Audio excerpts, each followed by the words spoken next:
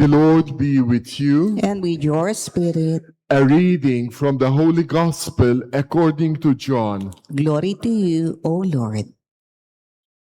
The Jews quarreled among themselves, saying, "How can this man give us his flesh to eat?" Jesus said to them, "Amen, amen, I say to you, unless you eat the flesh of the Son of Man and drink his blood, you do not have life within you.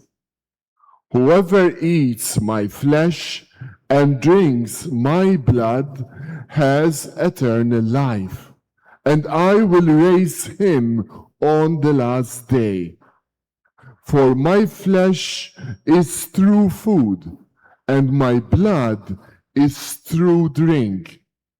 Whoever eats my flesh and drinks my blood remains in me, and I in him. Just as the living Father sent me, and I have life because of the Father. And also the one who feeds on me will have life because of me. This is the bread that came down from heaven. Unlike your ancestors who ate and still died, whoever eats this bread will live forever." These things he said while teaching in the synagogue in Capernaum. The Gospel of the Lord. Praise to you, Lord Jesus Christ. Please be seated.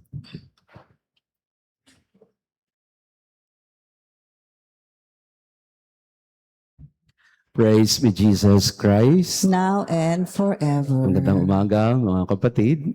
Pakibati din ng good morning ang ating mga kasama, everyone, especially those who have visited us because of the relic of Saint Charbel, and to our online parishioners, thank you also for being with us.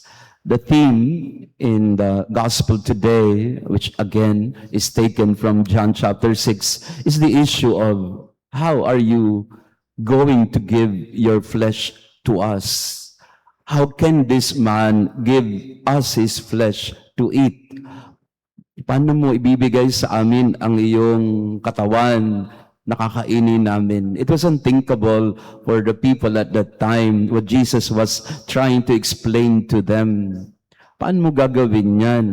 Kakainin namin yung laman mo, yung daliri mo, yung paa mo, buhok mo. Yuck! That was, the quarrel and the argument among people, at least for the listeners of Jesus. They couldn't just make sense of it. Are you crazy? Are you out of your mind? And that's exactly what people thought about Jesus. They thought that he was out of his mind. This man, they dismissed him saying, "Sira ulo. Paano bibigay sa atin yung katawan niya? Hindi naman natin pwedeng kainin ng kanyang kuko." So that was in a way, the interpretation of people about the discourse of Jesus on the bread of life. When in fact, Jesus knew better than any one of us. And he says that I am the bread, and this bread is my body. So this Eucharistic theology in John chapter 6 is what we are benefiting from up to this day. Ito yung pinapaliwanag ni Jesus sa kanyang panahon na hanggang ngayon siguro ay hirap din tayong maintindihan. How can He remain? Yan ang tanong ng mga tao. Hindi lang yung ibibigay mo sa amin yung katawan, kung hindi, how can you remain as you have promised? How will you do that? How will you accomplish and execute your promise that I will remain in you, I will be with you, I will stay with you? They did not see the genius and the invention of Jesus, of remaining in us, giving himself to us, consuming himself so that we will be nourished by this flesh that is the bread, and the bread that is his flesh, and the flesh that is in the bread. They did not understand yet the meaning of the Eucharist. At tayong lahat, yan, andyan yan lagi, available sa atin ng Eucharistia. Pero minsan di natin siya nakikita na this is Jesus telling us that I remain in you, that you can consume me, that you can be intimate with me, that I will never abandon you or leave you. I am here to stay. So whenever you take the bread, whenever you drink from the cup, do this not just in remembrance of me, but do this because I myself am with you. Kaya pag tinanggap natin ng Panginoon, dala-dala natin siya. Minsan, iniisip natin na remaining in the Lord is only inside the Mass. Sometimes we think that communion is happening only in the Mass. Not at all. Communion with the Lord is when we partake of Him and then He becomes part of us. And in fact, He becomes us and us becoming Him, and then we bring Him to others as well. Real communion happens both here in the church as well as in the street. Real remaining in Jesus does not just happen in the sacrament of the Eucharist, in the actual reception of the bread. Real communion also happens in the streets, in the corners, in our workplaces, in our homes. Wherever we are, we can remain and stay with Jesus. At yun ang nakita sa ating unang pagbasa. Where did Paul or Saul meet Jesus? In communion, in the Eucharist? Not yet, because he was not yet a believer. But where did he encounter the Lord? He encountered the Lord on the road to Damascus, sa kalye. So merong dalawang mukha sa ating mga pagbasa ng paraan, paano natin makikita, makakaniig, magiging kaisa si Jesus.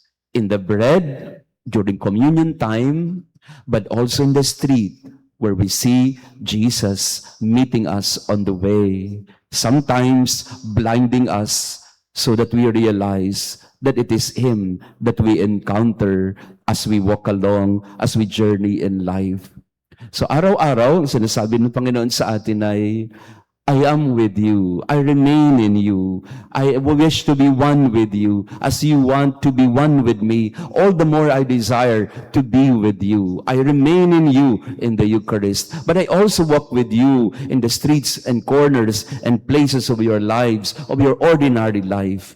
Kasama natin ang Panginoon at hindi niya tayo iiwanan. He remains, He stays with us. And that's also the same prayer that we ask. Lord, through the intercession of the saints, as I've explained yesterday, all the saints that we have in this church, they're all Eucharistic saints because they have discovered the presence of the Lord in their life through the Eucharist. But they did not stop with the Eucharist. They also carried Christ in their life as they worked with people, as they interacted with people. They brought with them the good news. That's our responsorial psalm. Go out to all the world and tell the good news that God is in you and that Jesus wishes to remain in the world today. So in this Mass, we pray that we may all become bearers of the good news, that we may all become the flesh and embodiment of Christ that we receive, that in our daily life, wherever we go, whoever we talk to, we bring to them, we carry with us the presence of the Lord. We become the body of Christ. Praise be Jesus Christ. Now and forever. Let us pray. we have partaken of the gifts of this sacred mystery, humbly imploring, O Lord, that what your Son commanded us to do in memory of him may bring us growth in charity through Christ our Lord. Amen. Thank you, everyone, for coming to Mass, especially to our Friday friends and our online parishioners. We will have, after the Mass, a healing prayer through the relic of Saint Charbel. You may wish to line up, and I will bring the relic, and then you just bow your head, and I will pray over you through the intercession of Saint Charbel. Tomorrow, Saint Charbel's relic will be given back to the owner. So yun ang last day niya bukas. We will have a Mass with Father Nolan tomorrow. And we also have an Easter recollection in the evening after the 5 o'clock Mass, our Easter recollection for this year. The Lord be with you. And with your spirit. And may our loving God bless you and your family, the Father, the Son, and the Holy Spirit. Amen. Our Mass has been offered. Go in peace to love and serve the Lord. Thanks be to God.